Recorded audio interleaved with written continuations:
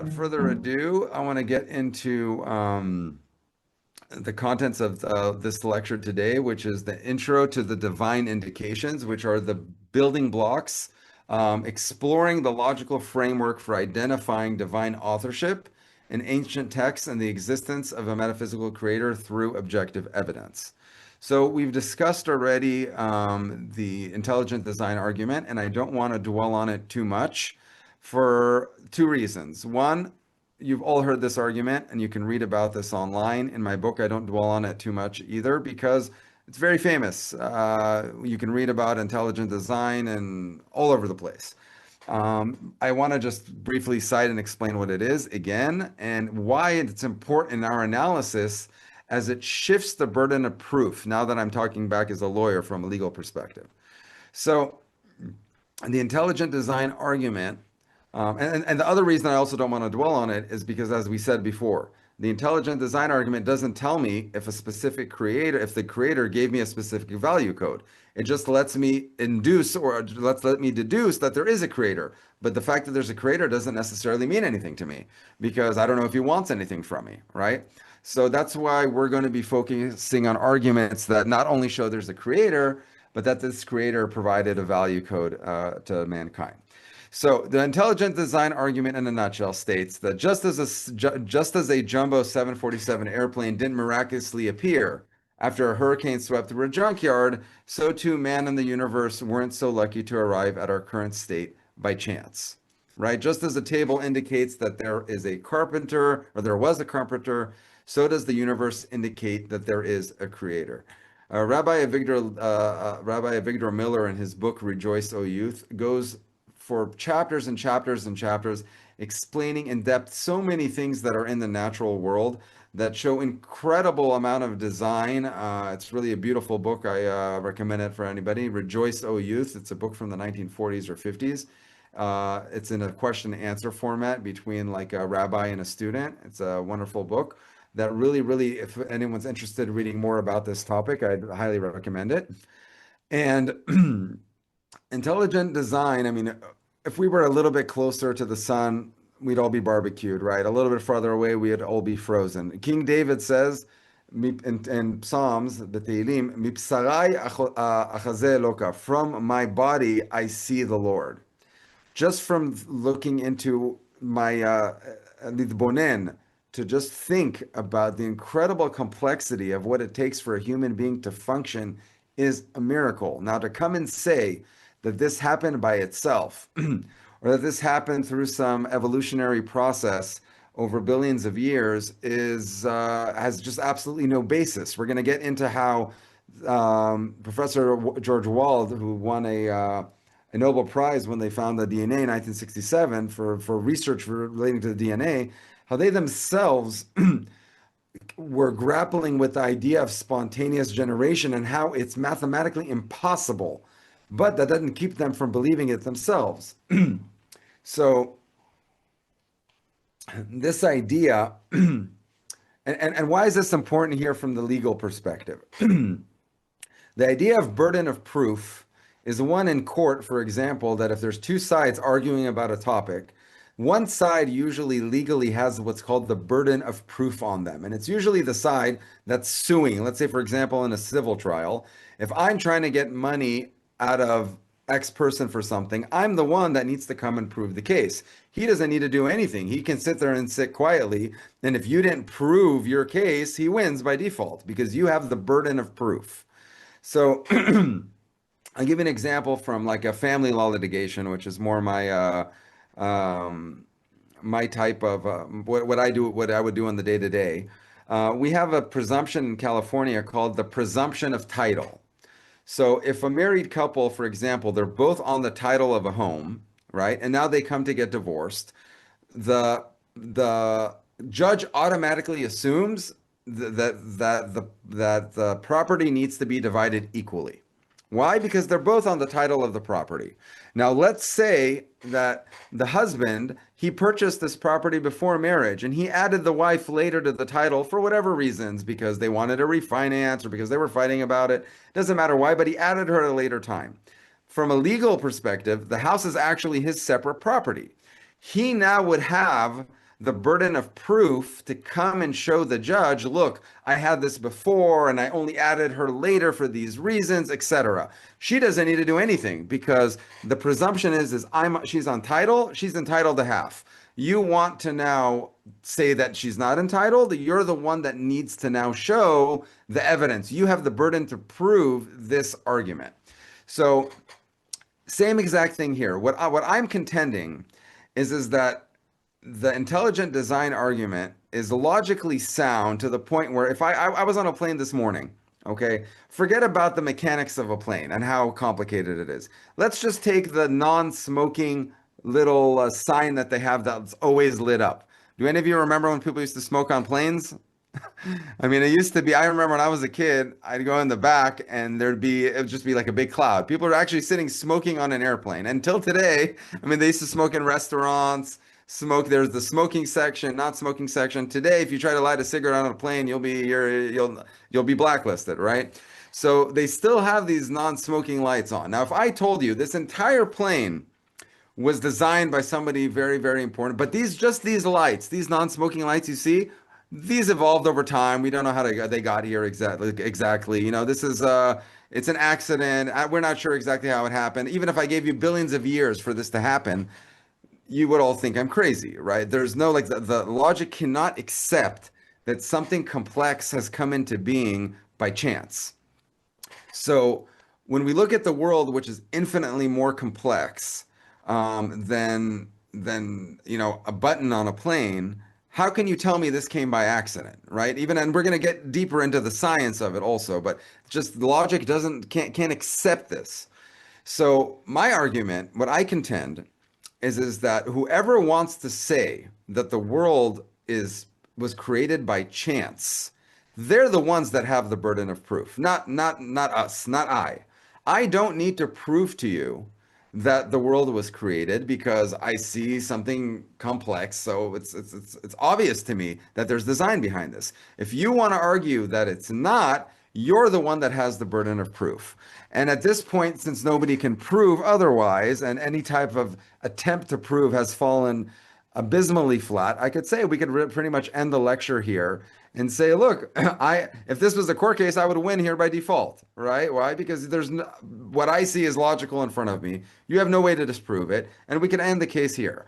So we're obviously not going to end here, and we're going to get into the evidence for the creator and for the divine value code. But just so you understand, the burden of proof is not on us. For some reason, the world has become where people that have religious beliefs, they need to prove to the elite that this is a rational point of view. When in reality, the idea that this is all spontaneous and by chance, that is actually the irrational perspective.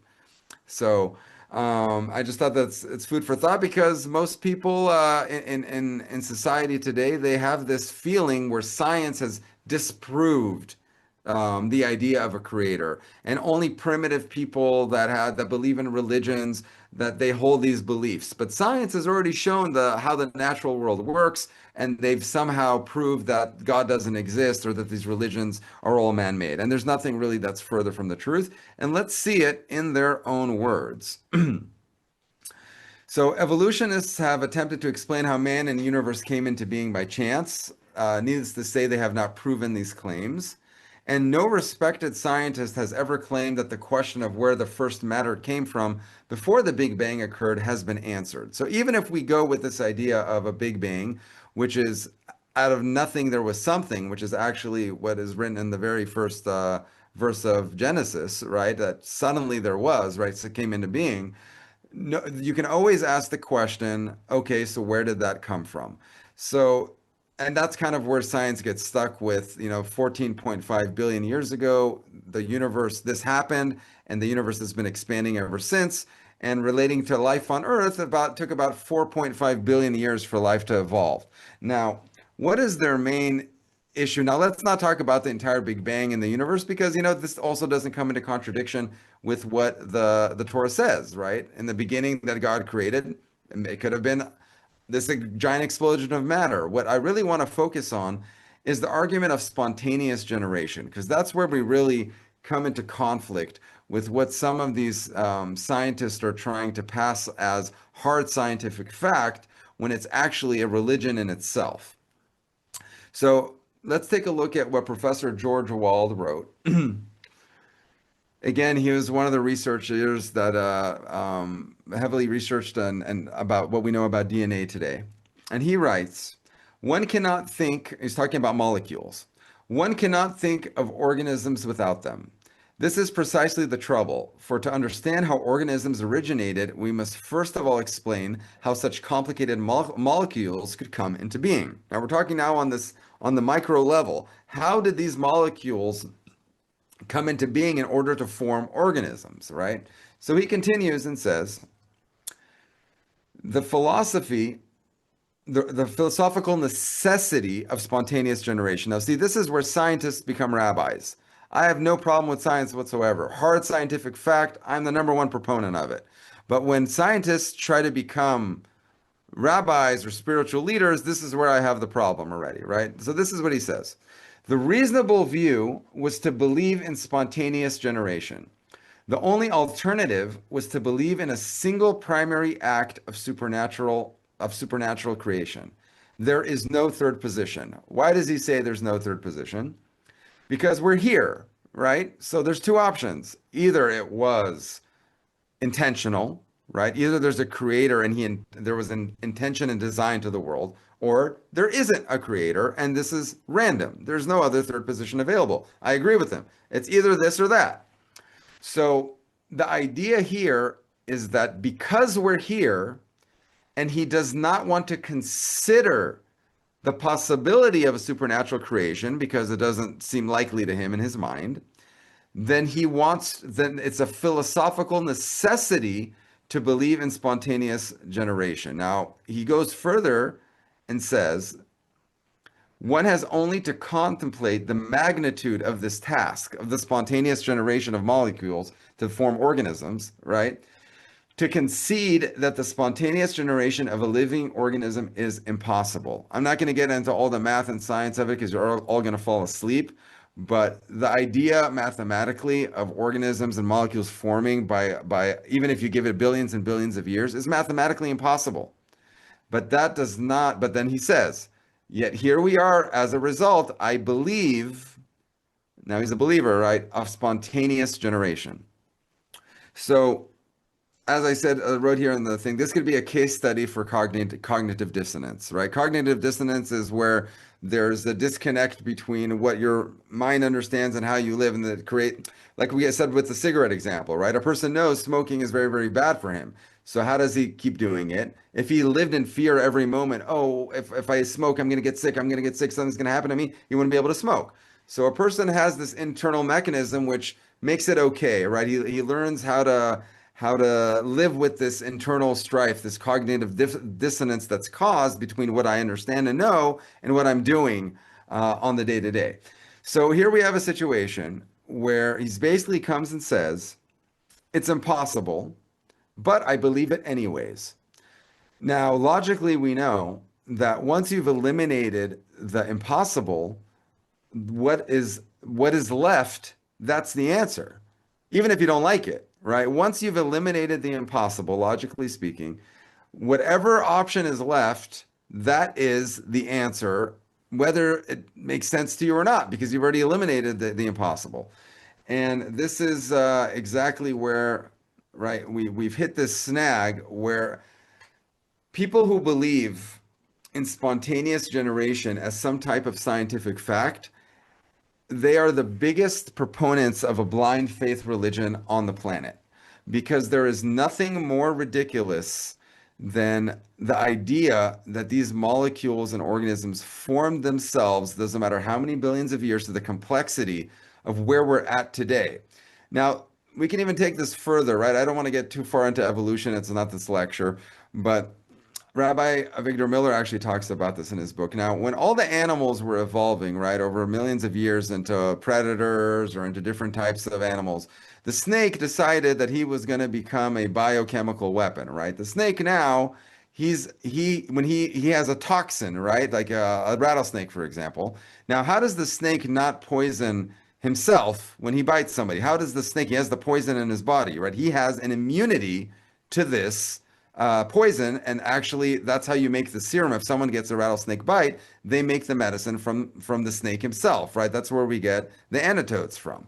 So logically, a snake, if he was evolving over billions of years, how could he have evolved, right? This is a question that they throw around. It's difficult it's just if you give things enough time is the answer, that was what their answer would be. But it's like you're in a catch 22. If the snake first had the venom evolve, right, then he would have died because he doesn't have an antidote yet. And if he developed, and if his body started to create the antidote, how would he create an antidote for a poison? He doesn't know what the poison's going to be yet, right? You're in this catch 22. How could he come to this point where he has this immunity to this poison? So the answer that evolutionists or people who believe in spontaneous generation will give you, it's incremental.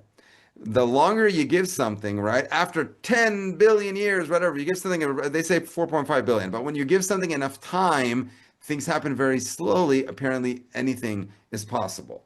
Now, my logic tells me that even this plastic cup could not have made itself after 4 billion years, right? Because something this simple has design and has a little nook so other cups can fit in it, right? I mean, even something like this is not going to happen. You're telling me an eye or an animal can happen? I don't get it.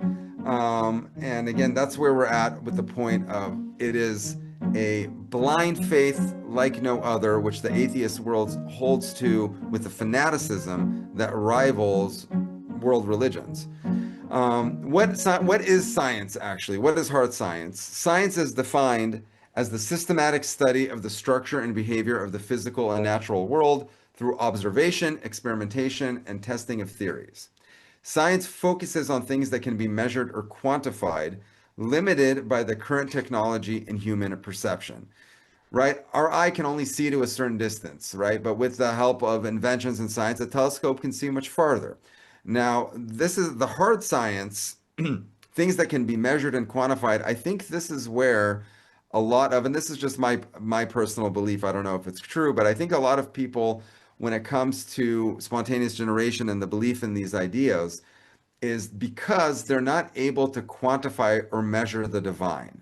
So since science is so focused on what it can measure here, since something spiritual is not something that they can necessarily measure, they want to just they pretend like it doesn't exist. I'm only going to pay attention to what I can verify and measure, and if I can't, it doesn't exist. And that's why we have this philosophical necessity for spontaneous generation to explain the universe, because they can't measure a divine creator. But we're going to see here that you can get to the idea of you can find the creator and his divine code through a series of logical inductions and deductions and through history. So, and I think we've talked about this enough, but just real quick, this is the thing. There is a great misconception among the masses, people who believe that, science is the answer to everything, and that modern science can do anything as it explain the natural world in the way that has disproved a metaphysical creator. There's nothing that's farther from the truth. I know I have friends that are scientists, that are doctors, that are biologists, and sometimes the reverse happens. From the complexity of the world and them understanding in depth the biology of the human body, they come to understand that there must be a higher power. There's some people that arrive at the opposite conclusion from the in-depth study of science. So we've talked about intelligent design in depth. We've talked about how it's well publicized, the logical gap, so I'm not going to focus on this anymore. And what we are going to focus on is killing two birds with one stone. We're going to focus on arguments that not only indicate there is a creator, but also provide evidence of that creator giving a moral or value code. That's what the next 3 lectures are going to be about. And what I'm going to do now briefly is I'm going to get into some, I don't want to call them divine indications, but I'd call them a warm up to divine indications. So before we get into these examples that I would say are not necessarily evidence, but a very good exercise, let's talk about the sources of what we're going to be talking about. So 3,300 years ago, the Jews claimed they received the Torah from the creator of the universe in front of millions of people, right? A unique public revelation in front of millions of people, which no other group in history has ever even tried to claim. What we'll see later on is that most religions, world religions, claim a private revelation or a revelation involving a small group of people or a small amount of people that saw miracles. But most of the world's religions, for example, Islam started when the angel Gabriel appeared to Muhammad, allegedly, right? And he was by himself.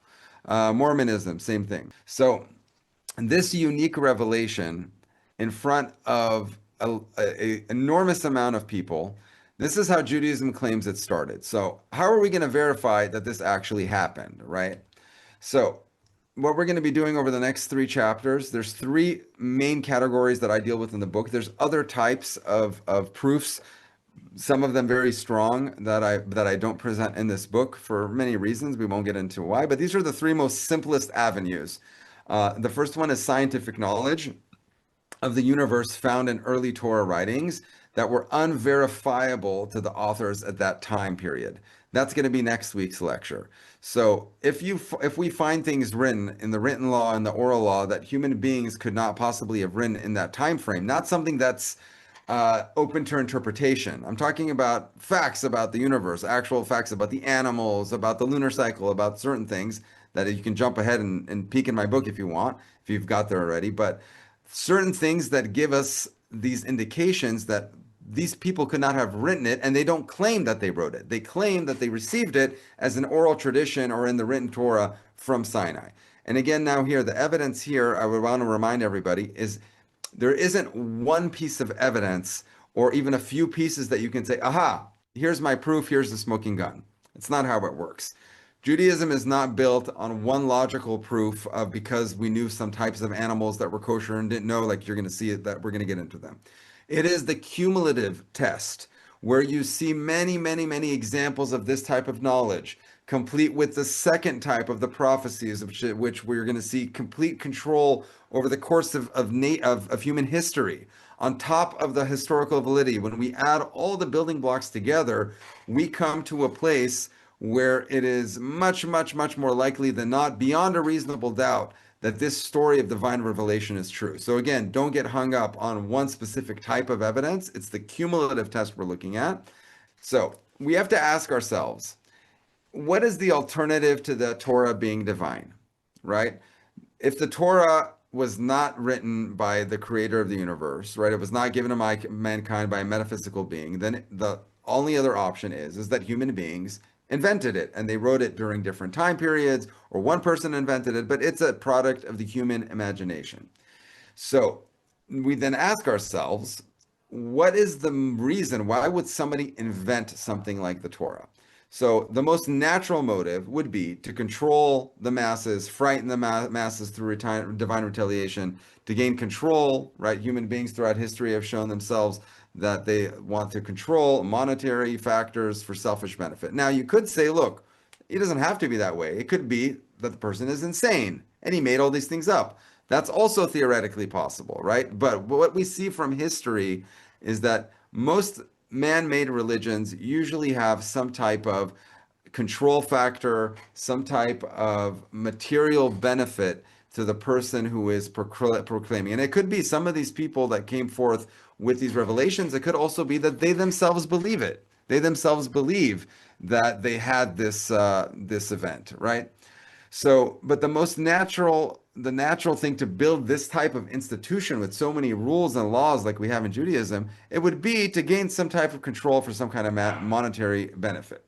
So, when we look at the Torah, we encounter many strange commandments which no human being could benefit from. And not only couldn't he benefit from them, he would be doing himself a big disservice by trying to enact them or force them on the population. He would make it a much, much more difficult for himself to be inventing this Torah and spreading this religion, given these rules. And let's take the example of the sabbatical year commandment. So if you guys don't know what the sabbatical year is, I'll briefly explain it before we get into the verses themselves. In the book of Leviticus, God commands the Jews, the Israelites. They weren't Jews yet. They were called Israelites. Jewish comes from the tribe of Judah, right, later on. But he commands the Israelites that when you enter into the land of Israel, you're now going to be entering into a new phase of service of God. In the desert, they had a miraculous existence, right? They ate manna from heaven. There was clouds of glory, pillar of fire. They had Moses. They saw miracles. They saw the 10 plagues. They lived in this almost supernatural existence. God says, now that you're coming into the land, this is not going to be the case. And the work is to remember that even though you're sowing your field and you're plowing and you're doing all these acts that would seem to you that you are the one creating prosperity, I want you to remember that the bottom line is prosperity comes from me. It doesn't matter how hard you work, it's God's blessing that is determinative. We are required to do our ishtadlut, to do our part, to do our effort, but the bottom line is that it is depending on God's blessing.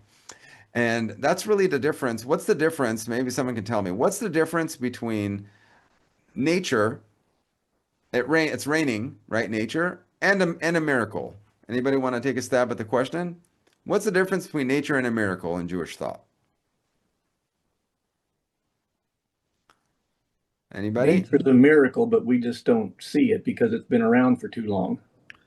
Excellent. Exactly. It's been around for too long, meaning it is the word I would use to say the difference between them is frequency. It's just frequency, right? We're used to it raining, which is a very complex thing, and this water comes to the ground and brings to life food from the earth. So because we see it all the time, right? If somebody had never seen this before, if somebody lived in a place where there was only food in a supermarket, and you told them, watch, it's going to rain, and then out of the ground, all these things are going to grow and you can eat them. He'll be like, wow, what a miracle, right? We're just used to seeing it. If we saw people get up from the grave and start walking around, we would all faint. We'd lose our mind. It's not why, because we've never seen that before. But imagine if somebody passed away after 10 years, it was the natural flow of thing that after 10 years, they would get up from their grave and walk around. We wouldn't be surprised, right? We'd say, okay, yeah, that's what happens, right? This is what we're used to seeing. So God wanted to implant into the Israelites' mind that you're going to be seeing events with a lot more frequency, and I want you to remember that these events, such as rain, such as food growing from the ground, this is still a miracle and it's dependent on my blessing. And in order to hammer this idea home, God commands the Jews that they are only to sow for 6 years, and on the 7th year, they're not allowed to plant anything. Now, in those times, the economy was dependent on agriculture, right? They don't have Costco flying in fruits from all over the world. I was in Costco now when I was in the United States. The best fruit from any place in the world, grapes the size of oranges, right? Coming in, even if it's in season, not in season. We're talking about times, thousands of years ago. Even if you go back a couple hundred years, there wasn't anywhere near what we have today. They were dependent on agriculture. And God commands them, for 6 years you may sow, but in the 7th year it is the Sabbath. It's just like we have a weekly Sabbath of rest. It is the Sabbath for the land, and the Jews are not allowed to plant or sow anything, right? And here's the spot in Leviticus. Here's the site in Leviticus. But the 7th year shall be a complete rest for the land, a Sabbath for the Lord. Your field you shall not sow, and your vineyard you shall not prune.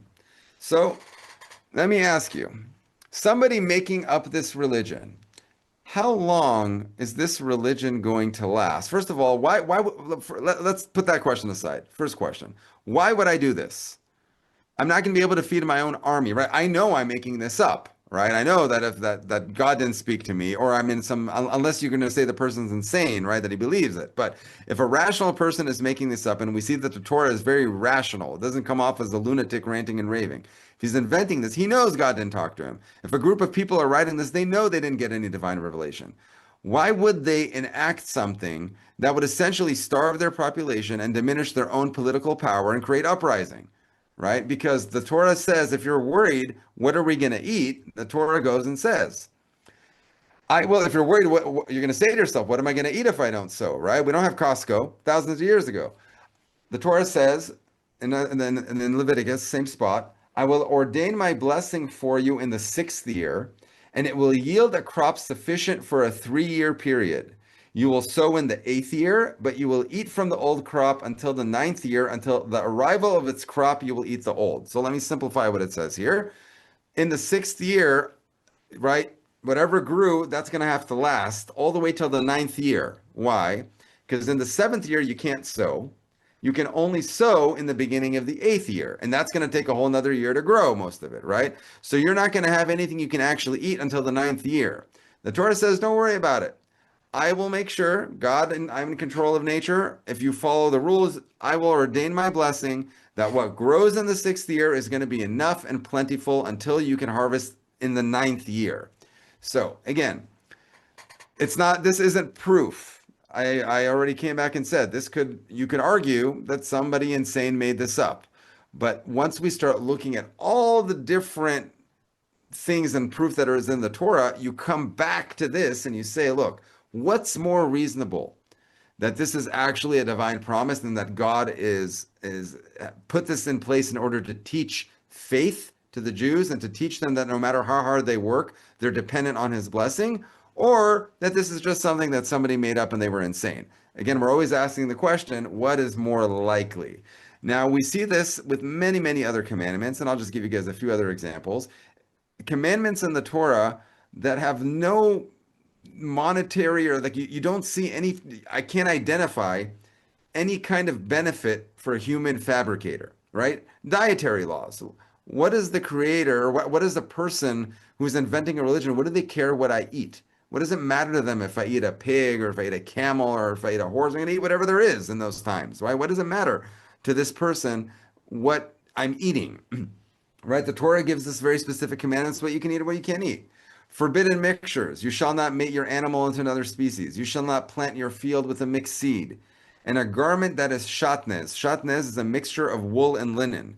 Till today, Jews check when we buy like a nice, it's usually a nicer jacket. It's not like cheap polyester ones right from China. But when you buy like a nice jacket, there's a person you take the jacket to, and they will check the inside fiber to make sure there is no combination of wool and linen inside a garment. Now tell me, somebody that's making this up, why do they care if I am wearing a shirt or a jacket that has a combination of wool or linen, right? Again, somebody who's making this up, why does he care, right? So the Torah has many, many other commandments that seem to imply that no human inventor would benefit. And we see from a lot of other religions, what did other religions do with Judaism once they wanted to make it more marketable, right? Like when the early Christians and when they came to Rome, right? The Romans were pagans, right? They wanted to market now Christianity to this world. The first thing that they did was to do away with all the commandments that are very difficult or not rational or that have anything that they didn't understand. Right? They said God, the replacement theology, God no longer wants the Jews. He's nullified his covenant.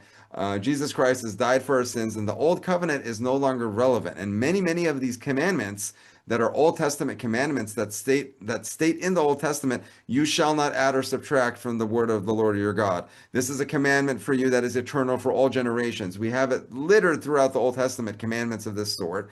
That same thing that the Quran does. They came along and things that either didn't make sense or didn't fit into that time or were too difficult were done away with various different theological explanations. Now, Christianity has explanations while they'll explain to you why they're keeping this or not keeping that. But the point is that we see the trend that makes the point that many and many of these commandments are something that are very difficult to do and you don't always see the logical or material benefit from them. So it's very difficult to explain to people why they should do them. And if you want to mass market something, it's very hard to convince people to do something that's difficult that they don't see a material benefit.